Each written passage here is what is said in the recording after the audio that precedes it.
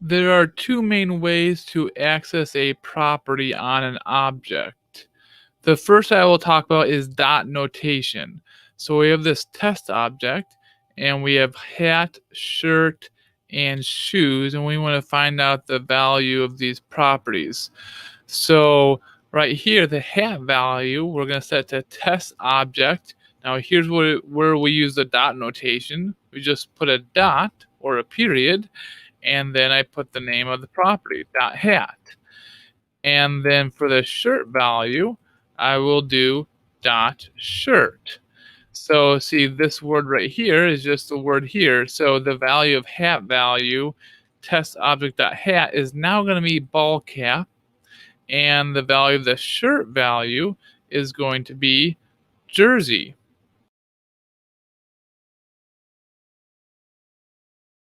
Besides using dot notation, you can also use bracket notation to access a property in an object. You can use bracket notation anytime, but it is required if the name has a space in it. You can see in this object we have three properties and each of them have a space. So to get the value of these properties, we're going to have to use bracket notation.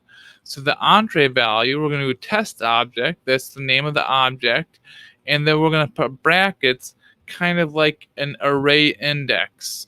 So you need the opening and closing brackets, and inside we will put the name of the property. So I'll do an entree,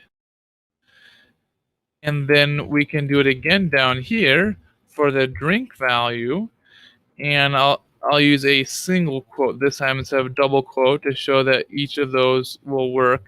The drink, and then we need the closing brackets here. So now entree value is set to equal hamburger and drink value is set to equal water.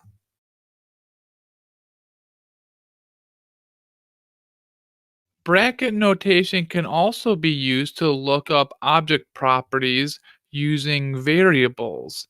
So here we have this test object. We have these different numbers associated with these names here. And we are going to set this variable to be one of the numbers.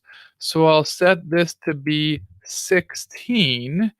So now we can, in this test object, 16 is Montana, and we can look that up using the variable name instead of the number. So instead of putting 16, I'm going to put player number in here.